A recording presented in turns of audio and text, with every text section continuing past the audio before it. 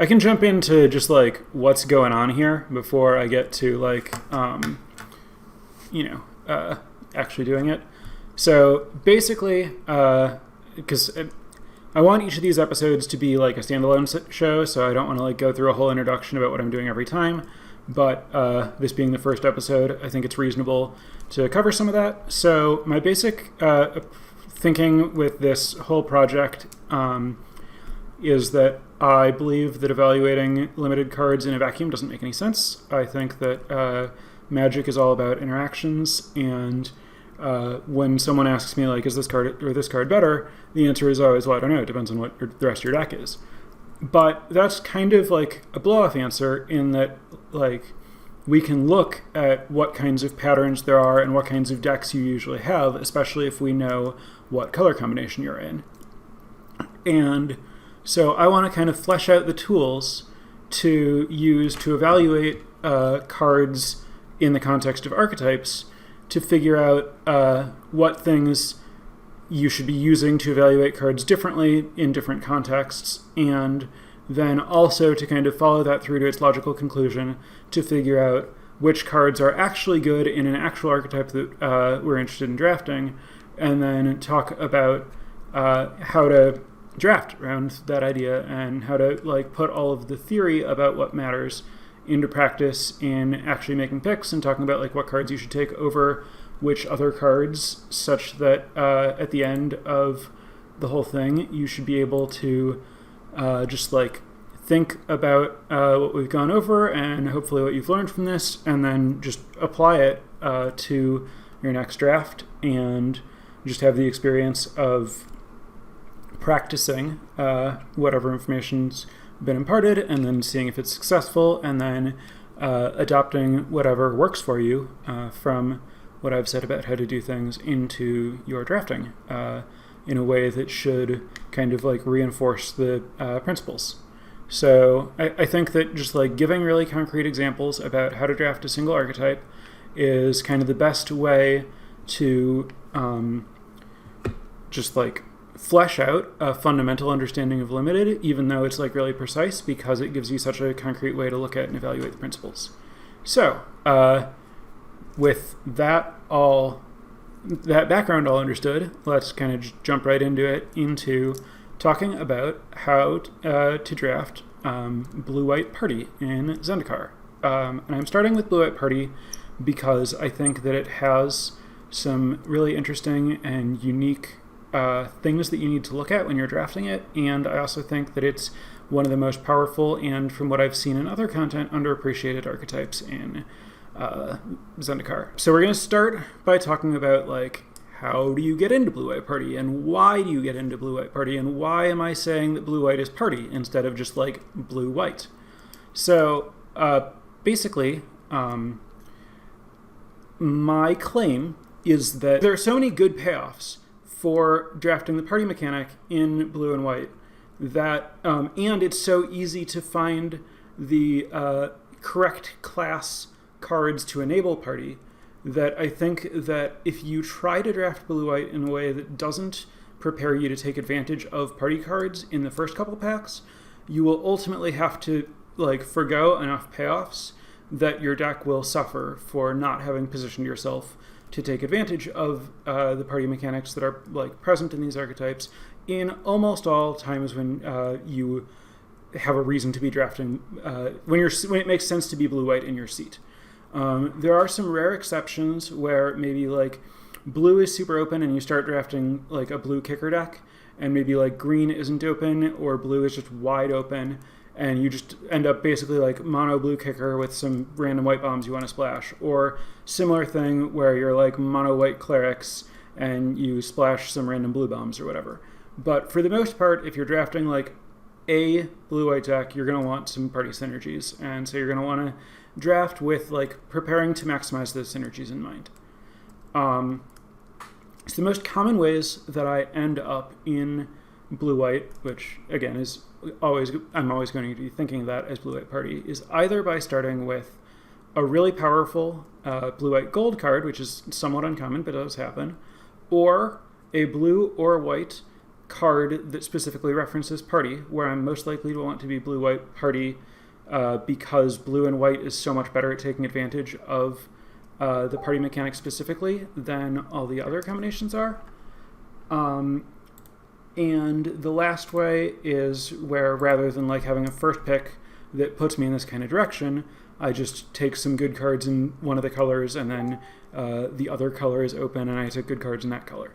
So basically, you're either going to take a card that immediately sends you here, or you're going to just like take flexible good cards and then kind of settle in this path. Every now and then you get there in a more roundabout fashion where like you're drafting something else and it gets cut, you end up shifting into here. Not that the difference isn't really that important, but those are kind of the primary ways that you end up here. Big picture, this is limited. There are bombs. If you find a bomb that you can cast in a pack, you should take it. Nothing about like the, understanding about what it means to be blue-white party should trump like basic limited stuff. But this set is like pretty balanced. There are a lot of cards of really similar power levels, and you need to figure out how to decide which of 2 or 3 cards that are like roughly similar power levels you want to take when you're drafting. And so where, kind of like the whole meat and strategy of drafting is trying to, make those decisions and having the tools to like evaluate it in a coherent way. So in Blue-White Party, you are looking to maximize your like party payoffs and enablers after like first maximize power level, then maximize synergy. And for the most part, the party enablers and payoffs are where you're getting your synergy. So you need to be aware of what those payoffs and, more importantly, what the enablers are. Because the payoffs don't do anything without the enablers, whereas the enablers are just cards by themselves. You can play them and it's fine. With party, you need to have a balanced party, which means that where in most archetypes, you're just trying to decide, like often you'll just be trying to figure out, like you're trying to balance a curve. When you're deciding between cards of similar power level, especially with like 2 creatures, you're going to look for the creature that like better fits in your curve. You, for the most part, prioritize having things to do early in the game. You want enough 2 and 3 drops that you're making plays and not falling behind. But then if you have like too many 2 drops, you might get to the point where you just don't have enough high impact cards and you like cast your whole hand and then fall behind when your opponent casts more powerful spells later, so you need to balance a curve. But with party, you need to simultaneously balance a curve and balance your party types. And the fact that you need to like juggle that simultaneous balance where your curve definitely still matters. In fact, I would argue that it's particularly important in this archetype due to strategically what this archetype's trying to do, which I'll get into in a second. So you need to balance types and curve. And to be able to do that, you need to know what tools are potentially available to you. So you need to know, like, if I'm looking for a rogue, and I'm expecting that most of my rogues that I don't already have are going to be commons, because those are the ones I'm most likely to see. What spots in my curve can I like find rogues for? Like, as it happens, the only common blue and white rogues are the 2 common blue rogues, Zulaport Duelist and Seafloor Stalker, that cost 1 and 3 mana. So if you're like, well, I'm looking for 4 drops and I'm looking for rogues, you need to know you're not going to find a 4-drop rogue unless you hit an uncommon. And so you're going to prioritize non-rogue 4-drops and then rogues at the costs that you can get them. So there's kind of like that juggling that you need to do. So the thing that I was saying about your curve being particularly important in this archetype, there are a few reasons for that. One, the party stuff pays you off for having your party type creatures in play already, which means it's really important it's much more important in this archetype than in many archetypes and many formats to play a 1-drop and play a 2-drop. Even if those creatures can't profitably attack, you're generating some kind of value just by having them in play. And so that means that, for example, Seagate Banneret, the 1-mana 1/2 warrior that can pump your team for 5 mana, that might not be a priority in other decks, is really good in Blue-White Party because you get so much value just by having a card on the battlefield that says warrior. And So you really want to like you want to play these creatures early to maximize the power of your payoffs by already having a battlefield with a bunch of types in play. So yeah, you really want to prioritize having a nice, low, smooth curve and having a high creature density and a high diversity of types mix balance density. That means, like, the fact that you want a high creature density to maximize your enablers for these payoffs means that you're going to want relatively few non-creature spells. That means that removal isn't as high a priority as it is in other archetypes, because every removal spell you play is one less party member that you're playing. That actually works really well strategically for blue-white because you have a combination of good blockers and evasive attackers, which means that you're relatively well positioned to both invalidate your opponent's like ground attackers. Cards like Core Celebrant mean that your opponent's random 2/1s, of which there are a lot that there are reasons to play, can't profitably attack you, and the single Core Celebrant can hold off multiple of those. And then various evasive creatures like Seafloor Stalker and flyers like Expedition Diviner and Shepherd of Heroes give you a way to win that can attack past a board of random small creatures that can't attack you. So rather than trying to kill all of their stuff, you're trying to like establish this kind of like gummed up board that you have a way through and they don't. So it's really seamless to play a low density of removal and a high density of creatures, and that contributes to a battlefield that both maximizes the strength of your party cards and maximizes kind of like the utility of your strategy about like gumming up the board and then having evasive things that can attack through it, and Seagate Bannerite can benefit from having a large board, and there are a lot of tricks that work pretty smoothly here, that having creatures in play on both sides because you're not casting removal spells maximizes the chances that combat occur, which maximizes the chances that you can get value out of a Zulaport Duelist or a Chilling Trap or any of those Bane Veil or whatever, any of the cards that's going to modify combat in some way. You're more able to take advantage of that the more creatures you have and the less you're killing your opponent's creatures, that it's more likely that messy combats are occurring. You can get away with not a lot of removal, which means that you can be really picky about which removal you play. So, for example, I have never put a Nahiri's Binding in a blue-white party deck because I'm not looking to maximize my removal, and it's not efficient, it's just not a strong enough card. Whereas I'm generally very happy to play with cards like Kabira Takedown, Journey to Oblivion, and Practice Tactics that are really efficient, powerful removal spells when you have this like base of wanting to have a lot of cheap creatures of different types in play. You can take a lot of advantage of that. And then obviously cards like Lull Mage's Domination that are technically removal spells, Lull Mage's Domination, Skyclave Apparition, like these cards that are kind of like 2-for-1 removal spells that result in your opponent having one less creature and you having one more creature. That obviously falls into the category of limited bomb that you want no matter what. And it just like that whole thing trumps the archetype-specific considerations. That's like the kind of like driving principles of this archetype. Having a battlefield is good, trades are bad. Trades can mean both my card trades for your card by definition because it's a removal spell, or trades can mean my creature trades with your creatures and now they're not in play anymore. As a result of that second principle, that means that cards like Cliffhaven Sellsword. There's interesting tension with Cliffhaven Sellsword. On the one hand, it's relatively weak in this archetype because it's so prone to trades, which means that it's not good at staying on the battlefield. On the other hand, the high power, low toughness nature of Cliffhaven Sellsword means that it plays well with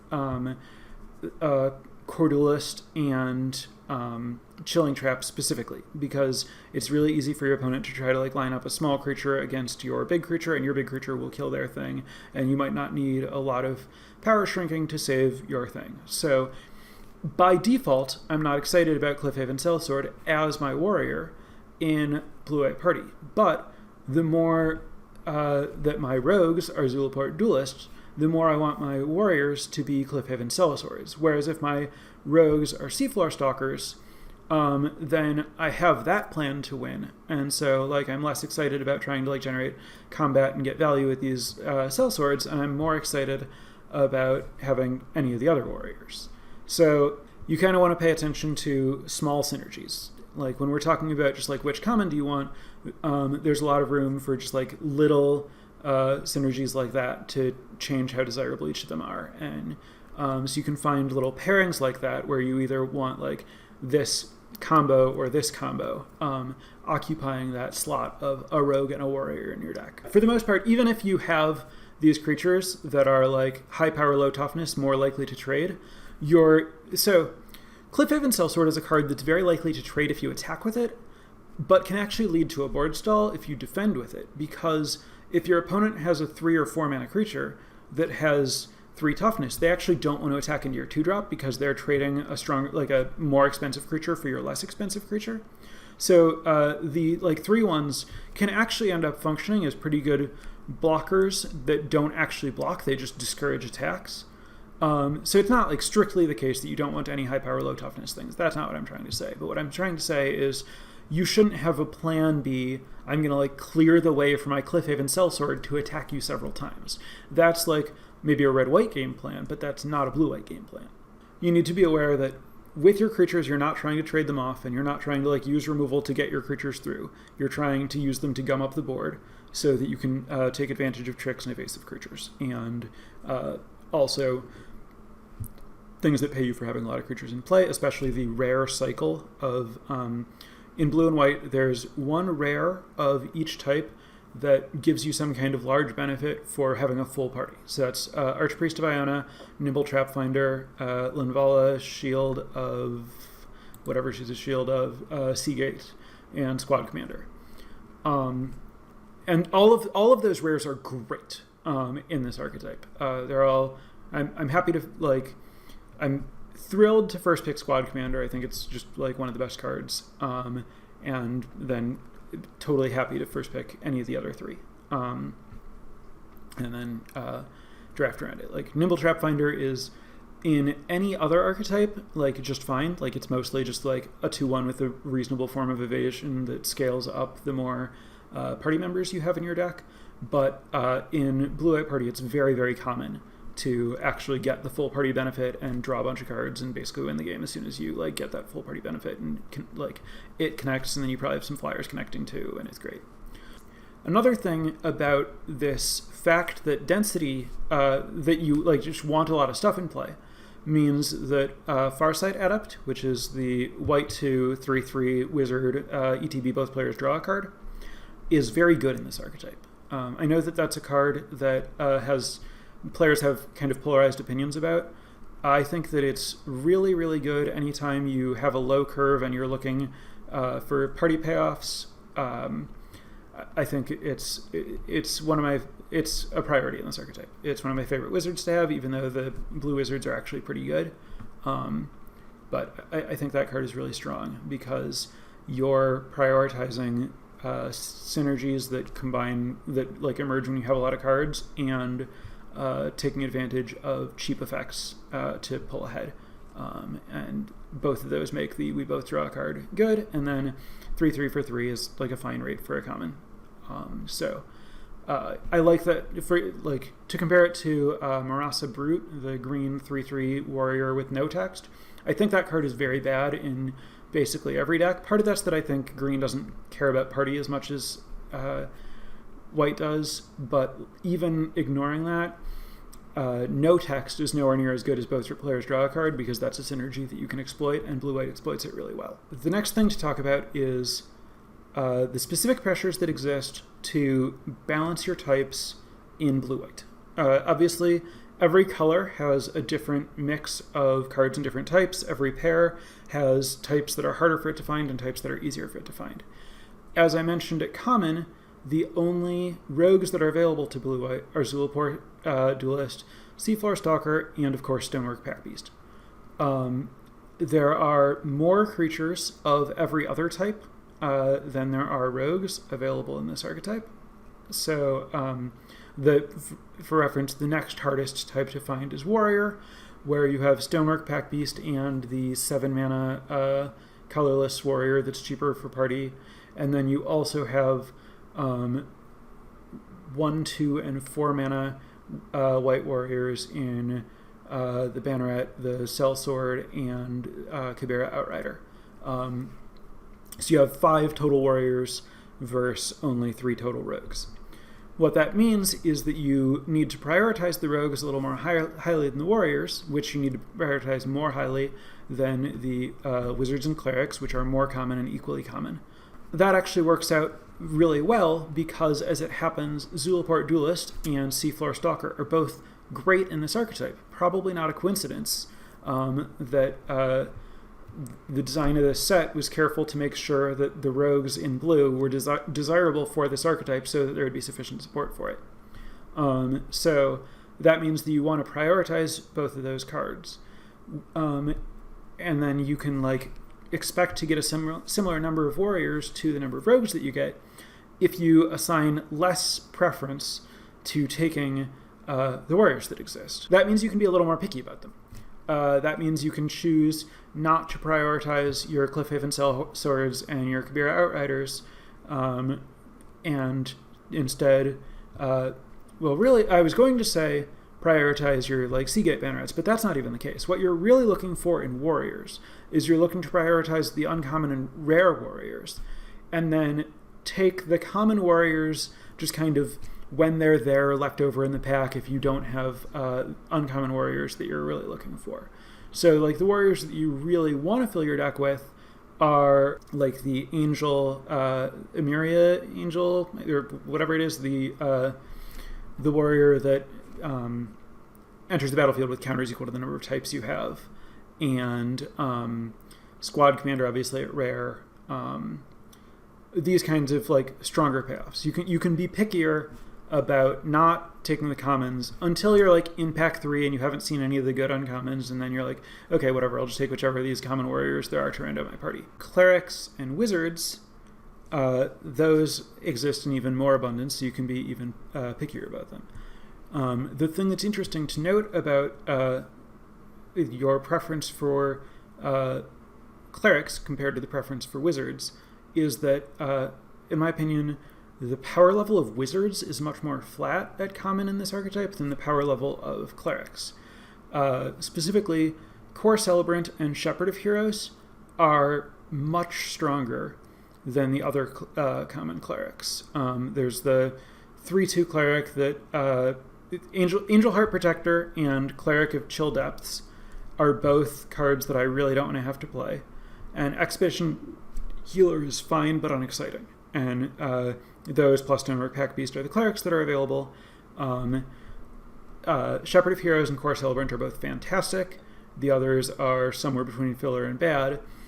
That means that as long as I can fill my Cleric slots with Core Celebrant and Shepherd of Heroes, my deck is going to be way better than if I have to fill my Cleric slots with Expedition Healers. Whereas with Wizards, I think that Farsight Adept, Tazim Royal Mage, Expedition Diviner, those 3 are all pretty close in power level, and Cunning Geyser Mage and Cascade Seer, so that's the Kicker Bounce thing and the ETB Scry for party. Those are the lowest priority Wizards, but those are both way better than Cleric of Chill Depths and Angel Heart Protector. The Wizards are kind of interchangeable. You want to have them, but you will have them. There are enough available that you don't need to go really far out of your way for them. Whereas the Clerics are a really high priority, and people who are drafting white-black Clerics are also really highly prioritizing them. So Shepherd of Heroes is kind of one of the core commons that's going to make me more likely to draft this archetype, because I do think that Shepherd of Heroes is at its best in this archetype, and where Core Celebrant might be better than Shepherd of Heroes in Black-White Clerics, Shepherd of Heroes is better than Core Celebrant in Blue-White Party. So early on in a draft, possibly as the way that I get into this archetype, I really like to prioritize finding Shepherd of Heroes, and these decks end up being a lot better if you have Shepherd of Heroes, because it means that you don't have to play bad clerics, and you also have this card that just does everything you're trying to do. It wins races, it like lets you ignore attackers, it lets you have like a wide board where you're not trading off and you're taking some damage, but then you gain life from it, and it helps stabilize and helps like kind of turn the clock and start turn the corner and start attacking. Just an interesting note there about like how because these cards are good, you prioritize them even more above the other cards because they're less replaceable, comparing them to the wizards. That's like the notes on relative prioritizations of common creatures. Worth noting, there are other creatures that don't have types that exist in these colors. There's like the squid, and there's the 2/3 landfall, get a +1/+1 counter on it, white creature for 4. Personally, the way that I draft is that I try to avoid playing those cards as much as possible. I will put a Skyclave Apparition in my deck, obviously, and I would say more often than not, I play the Fledgling, the 2-mana uncommon 1/1 that gets a +1/+1 counter and flying when you play a land. But I don't always, I will draft that card and then not submit it in my blue-white deck sometimes, which I'm not completely sure that that's right, but it is something that I do. I think that card is extremely powerful, but it's a pretty bad draw late, and if it's not contributing to synergies,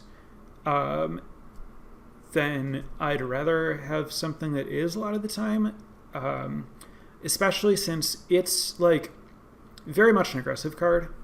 You can block with it. It does end up being a creature with reasonable stats, but for the most part, it's a creature that you're trying to beat down with. It has evasion only when attacking. And this archetype, I'm not really, I don't often find myself super concerned with I need to win a race in that kind of way. I generally feel pretty good about my mid to long game with this archetype. So it's certainly fine to play a couple off-tribe creatures, but for the most part, I'm going to very high. I care about creature type a lot. I'm going to prioritize having the types quite a bit, and obviously that's going to vary a little bit depending on your density of payoffs.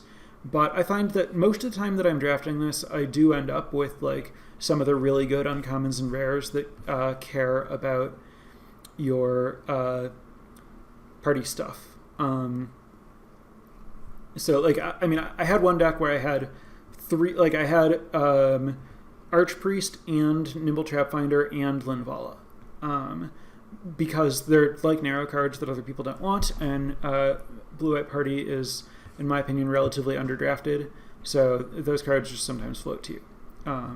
Obviously, I haven't mentioned it yet, but Spoils of Adventure is a card that I hate passing it. I'm thrilled to see it, very happy to first pick it, would first pick it over most other things that might be in the pack. There are. It's not it's the highest uncommon I take, and obviously there are rares that are better than all the uncommons. But clearly, I take it over every common, and I don't think it's very close. Spoils of Adventure brings me to an important point about. So I talked about how there are kind of just different little packages that can exist in this deck and pairings of cards to look for. And one of the major kind of inflection points in different ways that you can draft this deck is, do you have busted instants and sorceries? If yes, then prioritize Tazim Royal Mage.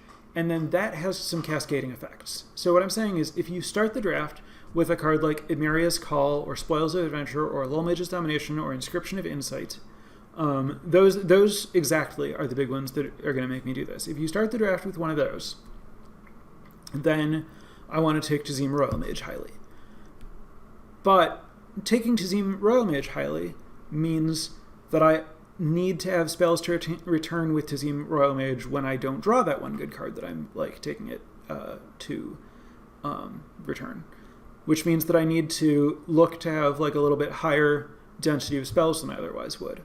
But the thing that I said about how I'm not really looking to trade, I want a big game rather than a small game.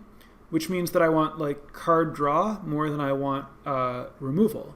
So I'm looking to fill out my deck with, or when I'm looking for spells to maximize Royal Mage, I'm looking for cards like Skyclave Plunder and Field Research and Into the Royal and Chilling Trap more than I'm looking for,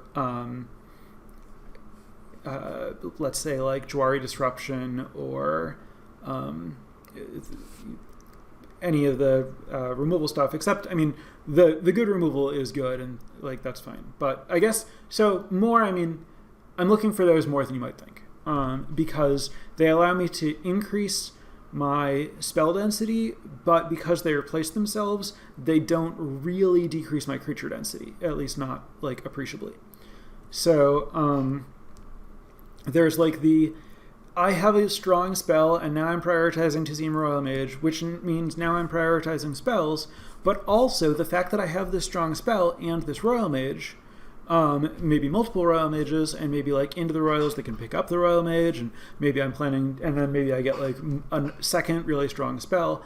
Now my deck has a really powerful spell-based late game.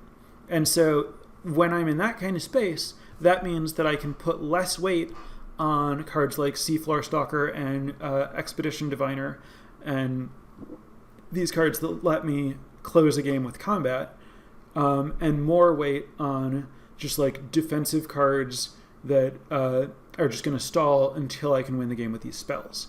So you need to pay attention to like how you're winning the game, and you don't want to assign, once you have an answer to that, you put less emphasis on finding a second answer to that.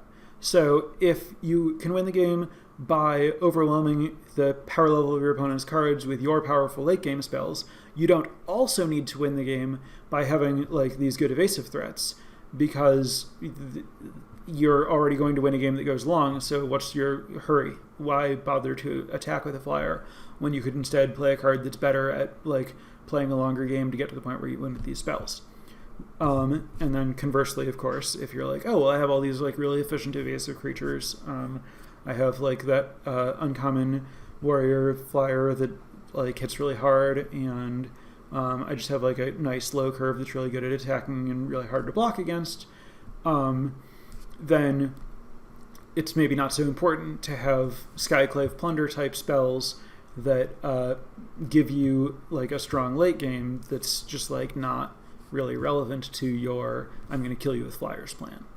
And the deck can really seamlessly do both of those things, but you do want to like pay attention to like what plan am I building to, or like what sub plan am I building to. This completes the lecture portion of our show. I'm always gonna, these episodes, or this podcast will always be recorded live on Twitch, and it will open with a lecture that covers everything that I want to express about the archetype, and then when I wrap that up, I'm going to transition to taking questions from Twitch chat, and in the future taking questions that are sent to me in advance potentially, and then answer those questions. So thanks for watching. If you want to hear your questions asked, head on over to twitch.tv/Samuel H. Black to watch the live show, or go to patreon.com/draftingarchetypes, and we'll prioritize your questions each week.